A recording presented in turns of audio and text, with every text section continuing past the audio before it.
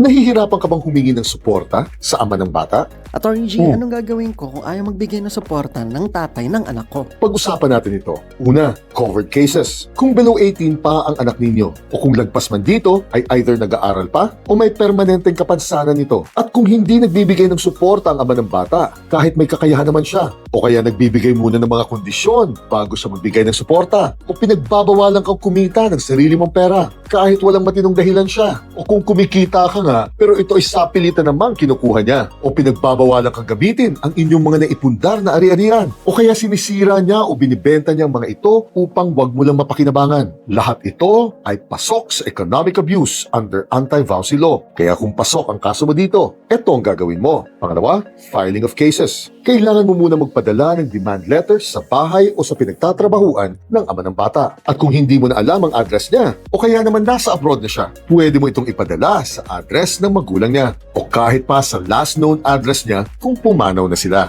Ipadala mo rin ang demand letter mo sa email at sa private chat ng ama ng bata para siguradong matatanggap niya ito.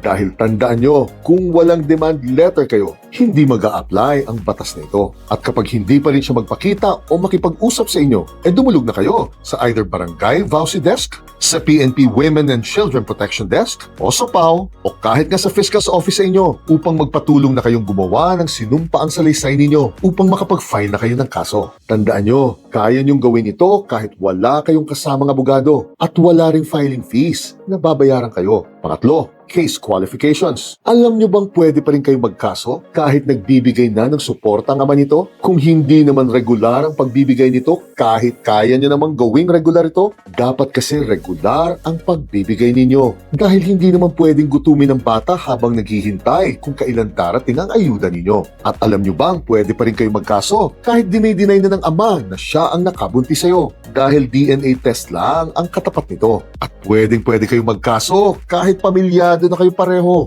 dahil walang kinalaman ng usaping suporta sa love life o sa civil status ninyo. At syempre, ang halaga ng suporta ay laging magdedepende sa pangangailangan ng bata at sa kakayahan ng nagbibigay na ama. Bukas, talakayin naman natin ang mga kasong hindi pasok sa economic abuse under anti-vowsy law.